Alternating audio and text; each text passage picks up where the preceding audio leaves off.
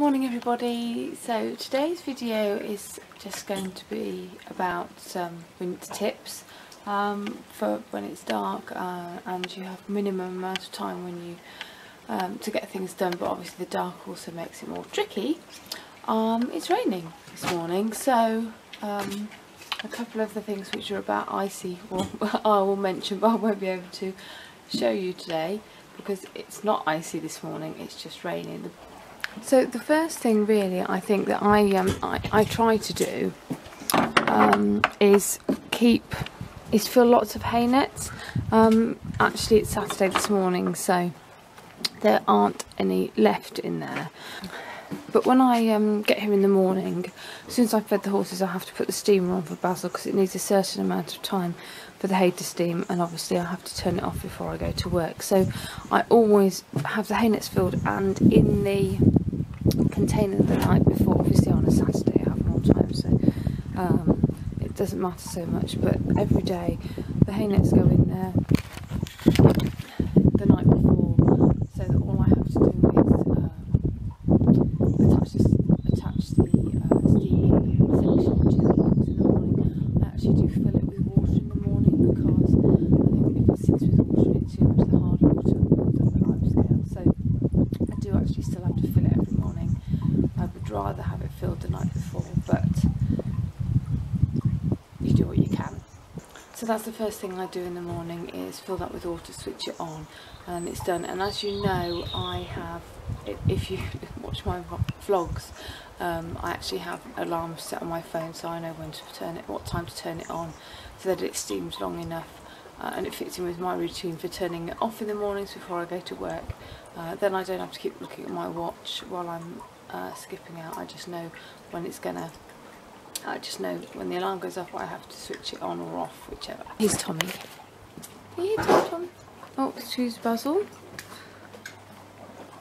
Say hello, everybody. I've finished my breakfast. Good boy. The other thing, which is what I'm going to do next, I'm going to get them ready to go out, is having the rugs organised. Now it does work out slightly different if it's wet, and I know I have an advantage because I have this big room for the hay, but when it's not packed to the rafters with hay, I tend to just put the rugs here in the evening, ready to go back on the horses in the morning. So Tommy's there, Basil's there, Chesney's there, so I can just, they're folded in half so they can just quickly go on the horses. So I'm going to do that now because they will want to go out shortly, and I'll be back with some more of my tips in a bit. So that's the boys out. Basil's still here as usual.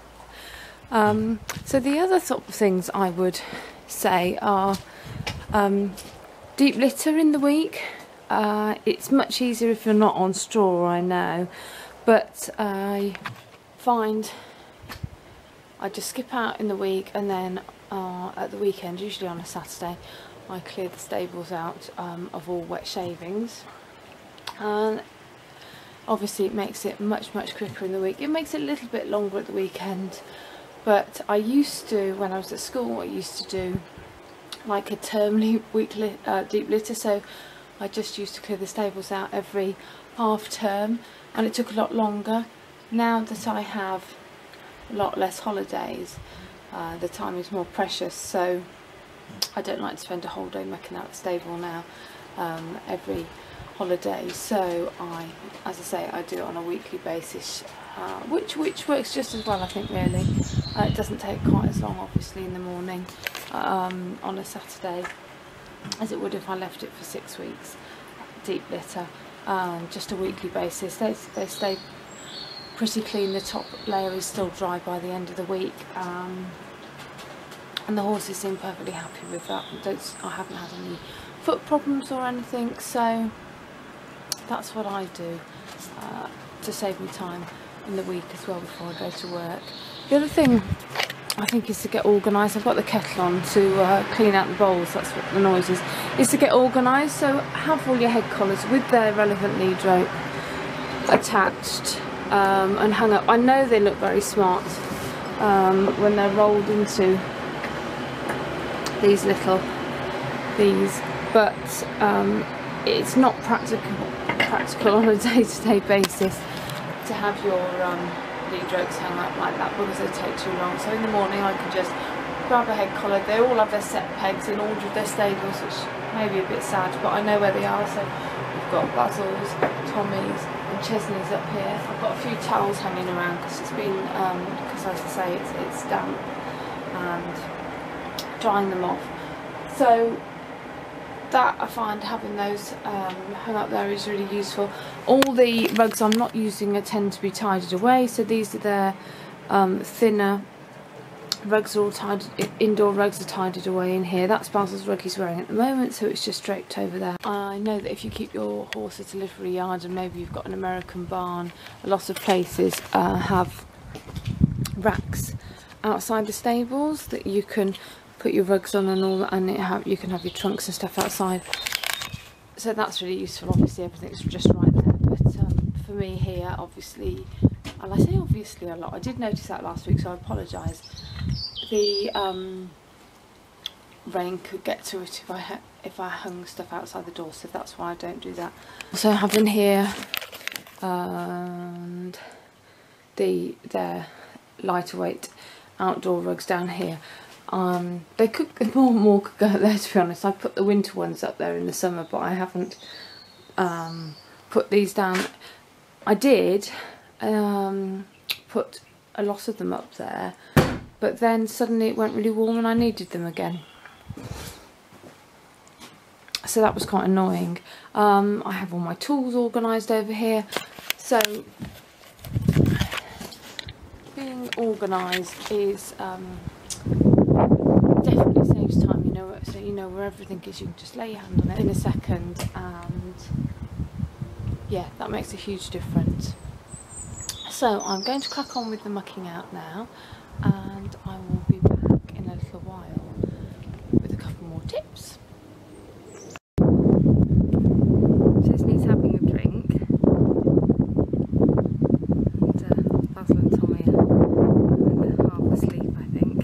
But that's my other top tip for the winter, really, keeping the troughs clear of ice and stuff, which can be a bit of a nightmare when it all freezes over and you can break it. But if you don't get the ice out of the trough, then it just reforms if the day is still cold. So I use an electric fence post to break the ice because it's got quite a nice point on the end, and that's what I use for breaking the ice. And then I use my shavings fork and I take that over the mud, not quite over the mud, along that side there, out and fish the ice out with that.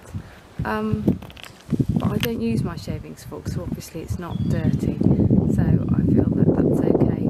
The other option is to use some rubber gloves, yellow rubber gloves like Marigolds, or other makes are available, and that obviously stops your hands getting quite so cold as well. I also think it's a good idea to have a penknife or something handy for cutting your baler twine for your hay bales. Obviously you want to make sure though that you can't lose it in your hay. So mine, which I always keep in here, has got a big spirally thing on, so really it's much more difficult to lose than a normal one, and I keep that in here. I did try one of those hay cutters, and I have actually done a review on it in the past because it didn't last very long. It was absolutely hopeless, so I've gone back to using a penknife, which I know aren't as safe, but as I say, the hay cutter thing was useless and didn't last very long, so actually complete waste of time. I've had the penknife a long time. So that's another top tip. And the horses, Chesney's finished having his drink and they are now having their mid-morning nap, and they all stand together there and have a nap. Sometimes Tommy lies down in the mud, sometimes not in the mud. Anyway, so I will be back later. So here we are again, Basil's eating his tea, and my last top tip at the moment, I may do more in the future, is to always pick out your horse's feet into a skip. I have an old feed skip down here, and I put the horse's feet out on the yard into that as well as in the stable, so it means I don't have to pick up all the mud and the stones and the dirt off the yard or from their bedding. Tommy's got used to it, so if any horse can get used to having a skip around their feet, Tommy can. So with a bit of time and patience, I think that any horse could learn to put up with that, and I can pull it around on the floor in his stable and he doesn't mind at all.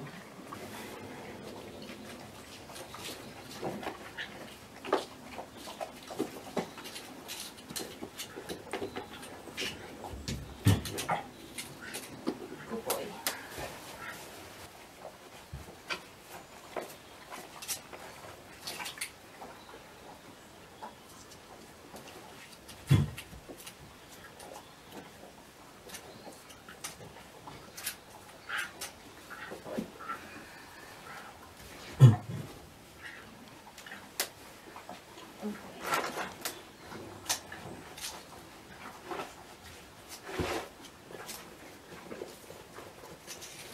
So, as I said, that's my last top tip for the day. Thanks very much for watching and take care. See you soon. Bye.